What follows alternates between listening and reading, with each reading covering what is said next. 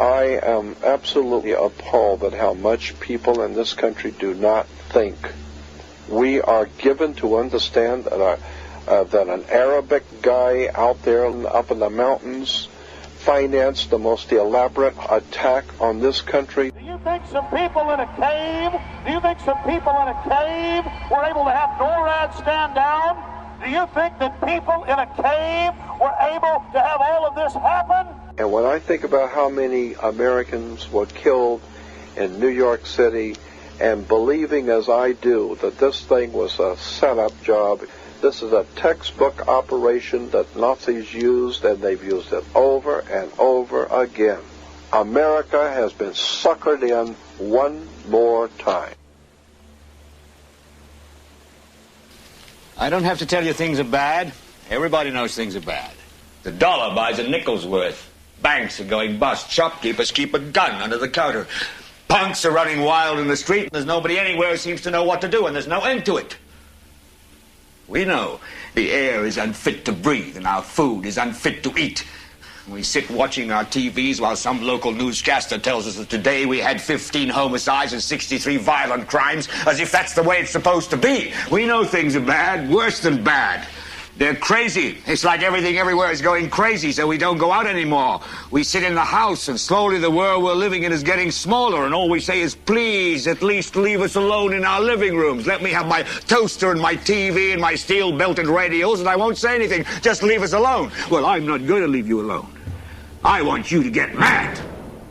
I don't want you to protest. I don't want you to riot. I don't want you to write to your congressmen because I wouldn't know what to tell you to write. I don't know what to do about the depression and the inflation and the Russians and the crime in the street. All I know is that first, you've got to get mad. You've got to say, I'm a human being. God damn it. My life has value.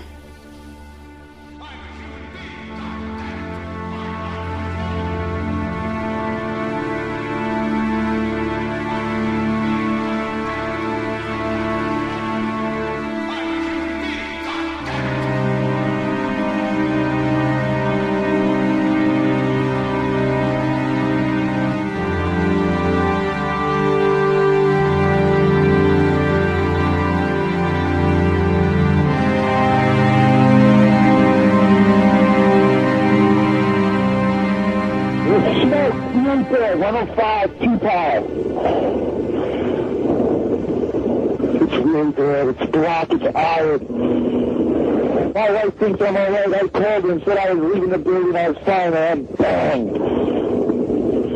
Two, three of us, two broken windows. Oh, God! Ah!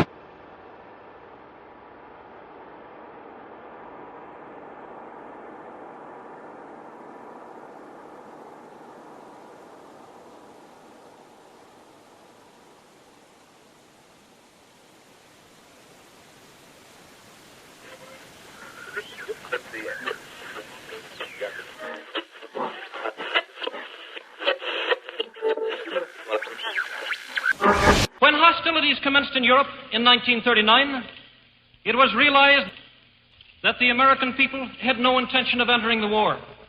But they believed that this country could be enticed into the war in very much the same way that it was enticed into the last one.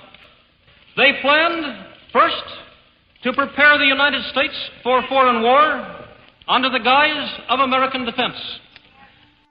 Second, to involve us in the war step by step without our realization. Third, to create a series of incidents which would force us into the actual conflict. These plans were, of course, to be covered and assisted by the full power of their propaganda.